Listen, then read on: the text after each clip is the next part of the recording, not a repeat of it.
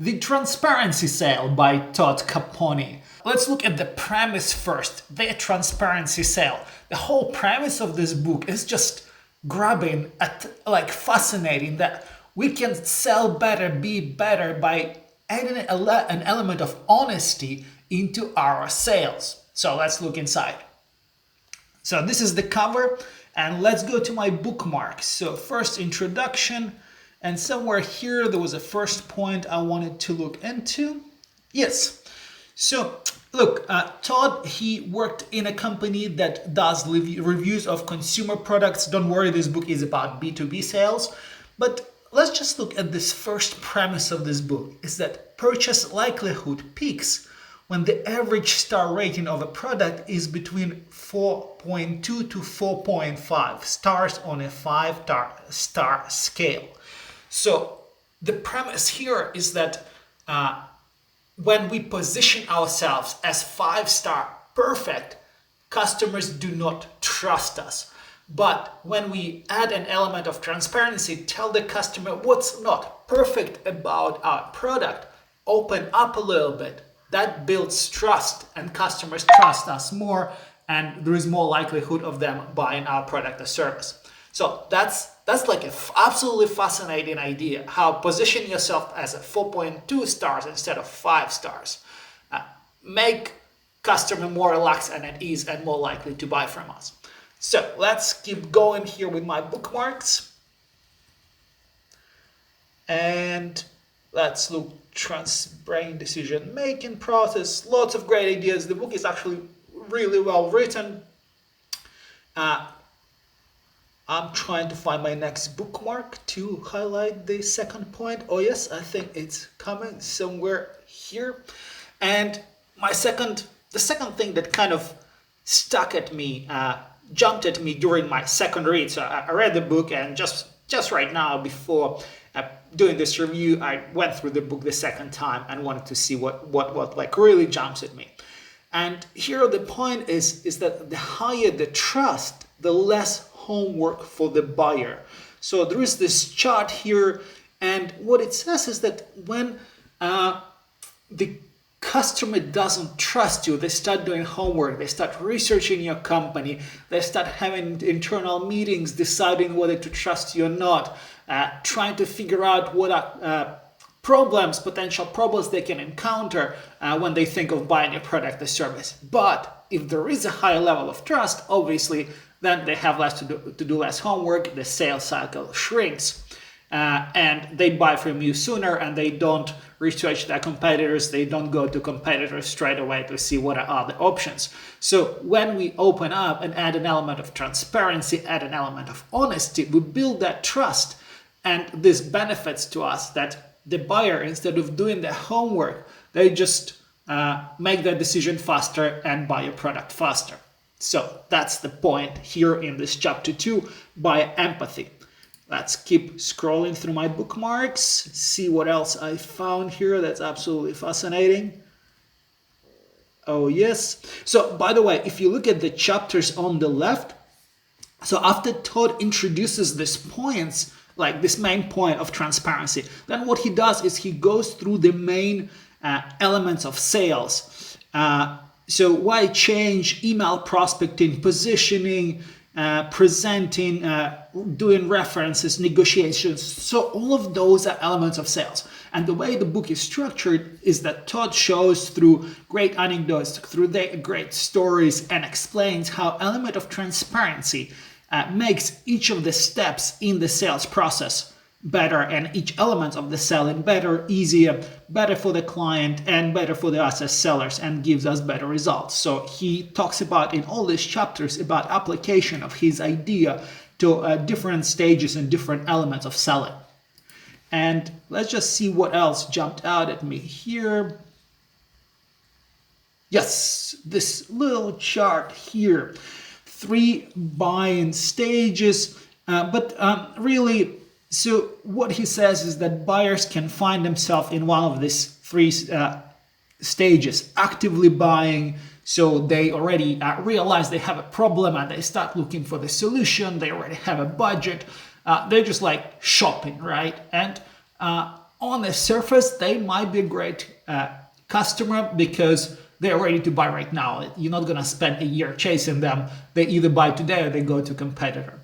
Second category of customer here, hate Kindle, is passively buying. So passively buying is someone who already knows about the problem, but they're not actively looking for the solution. But if the solution presents themselves, they're ready to grab it. If there is an easy, simple solution, they're aware of the problem, they're aware of what the problem's costing them, they want to solve it, but they're waiting for a simple, easy way to solve it. So if you show up at their door and present yourself as that simple, easy solution, they're just going to jump on the opportunity and use it.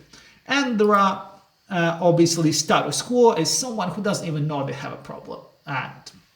And what's interesting here is that Todd shows the distribution of this bar. So if you think of like, say, 100% of all your customers actively buying, they could be like 10% of them, like actively shopping for solution like yours. And then another 20% are actually aware of the problem. And there is 30% that are in the status quo. And two taking points for me. One taking point is that I always, when I start, I do sales coaching and service and business development consulting in biotech.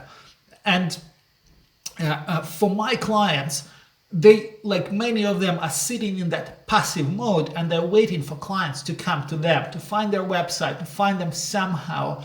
But in reality, because of this distribution of actively buying versus passively buying versus status quo, customers, they are missing on 90% of their market when they're waiting for people to come to them. They're not engaging 100% of their market. They engage in only 10% of the market when they're waiting for someone to come to them. So for me, this is a great illustration that helps me to explain my clients why they should do outbound prospecting. Why should they reach out to their entire customer base instead of waiting for them to show up? And another great point I got from this diagram is that, look, I used to think that customers who are passively buying, so people who are aware of the problem, I thought of them as like my ideal audience because they're not still engaged in the competition, but they're aware of the problem. But Todd actually believes that the best customer base are those are in the status quo, because you can actually engage them and lead them and be their Sherpa, be their guide towards understanding the problem, solving the problem. You're actually going to be the first person who can show them this new promised land, kind of the Jesus in their business world, like being their guide. So look, I'm still not 100% sure about this, but I'm really willing to open this opportunity that people who don't think have the problem, they're actually a good customer base and they're really worth reaching out to. Let's go to other bookmarks that I have here. Yes, chapter 5, email prospecting. Look, email prospecting is one of the things that I do the most, that I do myself, that I show my clients how to do. So I'm really passionate about this. And this chapter is seriously good. So like learning, like I've been exploring this topic in and out all the time. And like if I can learn something here, then that's definitely a good book. So let's just have a look here. And yeah, so the first thing that jumped out at me is a screenshot of Todd's actual inbox. And what you can see, first of all, here is that lots and lots of emails from salespeople. So just realize when you send in a cold email, you will be just one of these people. You really need to stand out. So you like make sure you don't do all these mistakes that I hear and that Todd highlights, talking about yourself, giving a like when they look at the preview, when your customer looks at your preview, when your prospect looks at the preview, you need to show the value. The mistake that I've been guilty here is that, let's just have a look here somewhere. Yeah, guilt trips. So telling me that you've already emailed multiple times just reminds me why I didn't open or respond previously. So, and if we go back, so all of this, I wanted to remind you, And actually my own email copy, that works for some reason. My second email is like, I want to follow up. And right now I'm rethinking that. So I'm just on a technical basis of the cold emails that I send and the cold emails that I show my clients how to send. I have this kind of guilt trip copy of a cold email that I'm thinking that's probably not the best one. Maybe there is a better way to send my second and third emails rather than just to say, I've sent you an email while you haven't replied. So I have that kind of template in my email sequence. And I'm just rethinking it and trying something else right now after reading this. Let's just see what else is here. Positioning. Oh yeah, this chapter jumped at me because Todd tells stories of IKEA, of Progressive Insurance. He has his own story of closing a sale. And what he says here is that IKEA, for example, doesn't position themselves as they are who they are. You have to go to their store, find all that furniture, go to the warehouse, grab all those boxes,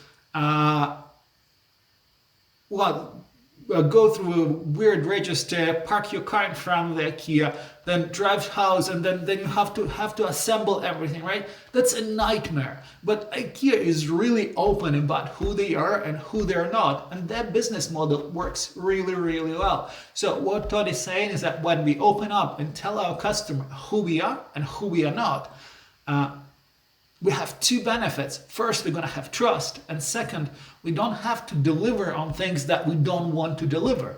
That takes pain for us to deliver. So after reading this, I used to, there are some things that I do that are really, really hard for me to deliver with outbound prospecting. And after reading this, I was like, okay, I'm going to tell the customer straight away that this is what works fantastically, and this element is always difficult to work with.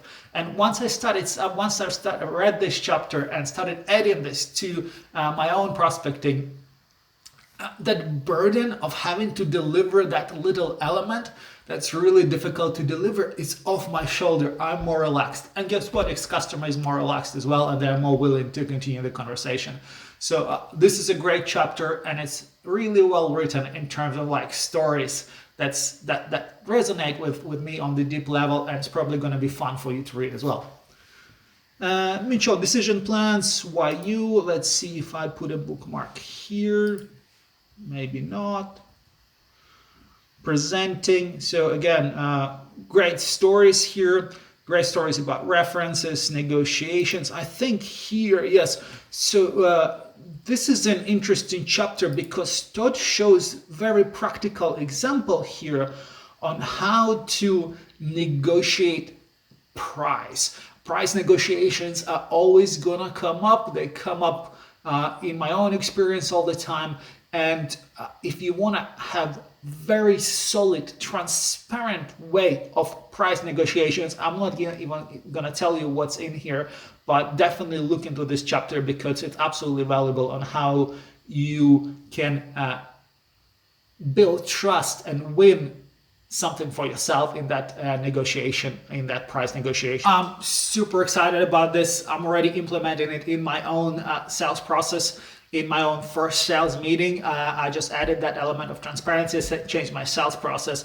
When I'm coaching my clients, so I jumped on my clients' meetings and trying to see what they do, how they can improve.